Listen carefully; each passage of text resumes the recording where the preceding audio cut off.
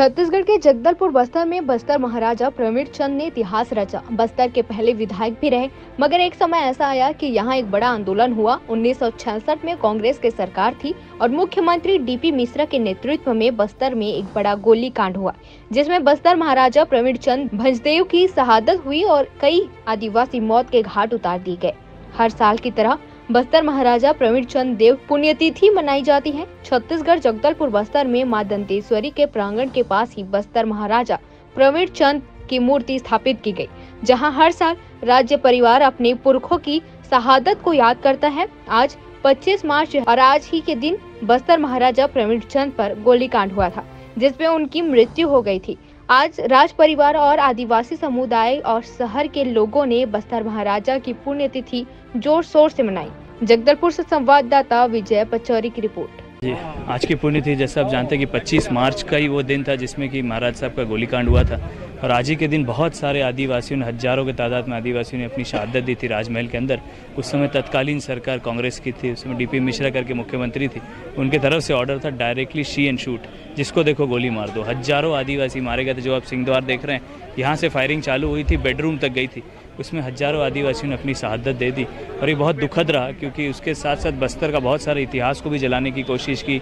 राजमहल को भी आग लगाया गया, लाइब्रेरी को भी आग लगाई गई, ताकि कोई सबूत बचे ना, सब सबूत ख़त्म कर दिए जाएं। और साथ साथ 2 साल तक राजमहल को बंद रखा गया और अंदर क्या हुआ किसी को नहीं पता, क्योंकि पूरे घर वालों को मना किया गया था और 2 साल तक सरकार के अंडर था। बहुत सारी चीज़ें यहाँ पे बिगाड़ी गई, उसके साथ खेला गया, परंपराओं के साथ खेला गया और बहुत सारी ऐसी चीज़ें जो धीरे धीरे हम वापस स्थापित करने की कोशिश कर रहे हैं। जैसे अब दशहरा जानते हैं, उसमें बहुत सारी चीज़ें टूटी थी, उसको भी बनाने की कोशिश की जा रही है। और महाराज साहब का सिर्फ एक ही संकल्प था कि बस्तर का विकास हो, बस्तर के आदिवासियों का विकास हो, बस्तर के सर्व समाज, चाहे वो आदिवासी हो, गैर आदिवासी हो, सबका विकास हो। इसके लिए वो प्रतिबद्ध थे और साथ साथ विधायक भी बने। जगदलपुर के सबसे पहले विधायक भी प्रवीण महाराज बने, जबकि उनकी कूटनीति उनको पसंद नहीं है उस समय की तत्कालीन सरकार की, तो उन्होंने इस्तीफा देकर के अपनी पार्टी बनाई। बहुत सारे विधायक बनाए और उन्हीं के बहुत सारे ऐसे विधायक आज के दिन पे उनके पूर्वजों को बनाया गया महाराजा साहब के द्वारा।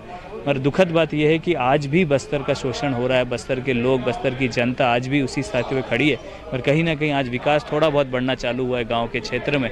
और प्रवीण महाराज का तो संकल्प यही था कि बस्तर के साथ बस्तर की भूमि का भी विकास होना चाहिए। उसका उदाहरण है भूमि का, जो हमारे जनजाति में रहने वाले लोग हैं। और एक धर्मांतरण बहुत बड़ा विषय, जो प्रवीण महाराज के समय धर्मांतरण नहीं था, आज धर्मांतरण हर गांव में, हर गली में होने लग गया है। और आपको तो ज़्यादा पता है न्यूज़ वालों को कि हर गली में आज लड़ाई चल रही है, चाहे वो कब्रिस्तान की लड़ाई हो या मरघट की लड़ाई हो, आज भी चल रही है। तो बहुत दुखद है कि महाराज साहब को एक धार्मिक लीडर, साथ साथ एक पॉलिटिकल लीडर और साथ साथ एक समाज का बहुत बड़ा नेता हम कह सकते हैं, जो आज हम खो चुके हैं, उन्हीं का आज शहादत दिवस के रूप में, जिसे हम बलिदान दिवस के रूप में मनाते आ रहे हैं, 57 बलिदान दिवस के रूप में मनाया जा रहा है।